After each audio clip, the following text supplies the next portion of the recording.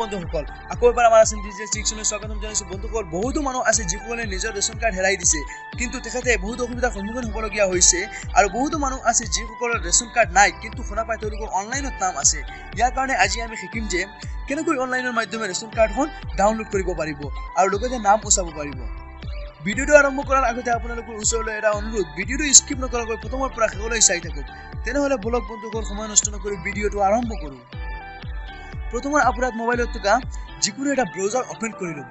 এই ভিডিওটোৰ ডেসক্ৰিপচনত এটা লিংক দি দিম এইটো কপি কৰি ব্ৰাউজাৰৰ সাৰ্চ বাৰত আনি পেষ্ট কৰি দিব নতুবা আপুনি ডাইৰেক্ট ক্লিক কৰিও যাব পাৰিব ইয়াৰ পিছত এনেকুৱা এটা ইন্টাৰফেস দেখিবলৈ পাব ষ্টেটত আসাম সিলেক্ট কৰা থাকিব ডিস্ট্ৰিক্টত আপুনি আপোনাৰ ডিস্ট্ৰিক্ট সিলেক্ট কৰিব লাগিব ইয়াৰ সাব ডিভিজনত সিলেক্ট কৰিব লাগিব ইয়াৰ পিছত আপোনাৰ সাৰ্কুল অফিস যিখন এইখন সিলেক্ট কৰিব লাগিব ইয়াৰ পিছত আপোনাৰ ভিলেজখন সিলেক্ট কৰিব লাগিব ইয়াৰ ৰাইট সাইডত থকা ভিউ ৰিপৰ্টত ক্লিক কৰি দিব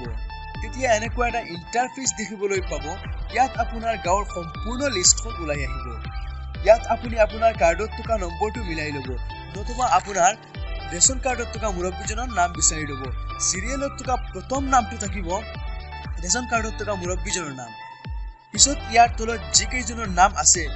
সেইকেইজনৰ নাম ওলাই আহিব যদি আপুনি আপোনাৰ নাম পৃষ্ঠাত বিচাৰি নাপায় তেনেহলে ওপৰত দিয়া একৰ পৰা যিমান কেইটা পেজ থাকিব সেইকেইটা ইয়াত লিখা থাকিব সেইকেইটা আপোনাৰ গাঁৱৰ ওপৰত নিৰ্ভৰ কৰিব প্ৰথম পৃষ্ঠাত নাম নাপালে আপুনি এইটোত ক্লিক কৰি দিব পিছত 2 নম্বৰ পেজ আহিব ইয়াতো যদি বিচাৰি নাপায় ঠিক তেনেদৰে নেক্সটত মাৰি বিচাৰি ল'ব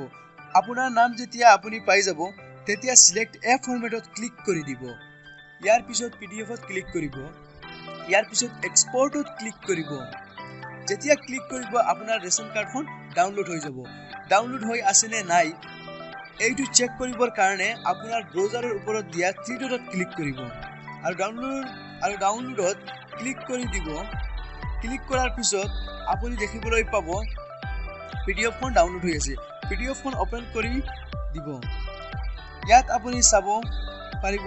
নাইবা কাষত থকা যিকোনো এখন কম্পিউটাৰৰ দোকানত গৈ আপোনাৰ নামৰ যিখন পিডিএফ আছে সেইখন প্ৰিন্ট কৰি ল'ব ইয়াৰ পিছত ডিলাৰৰ ওচৰত গৈ সিল সহি মাৰি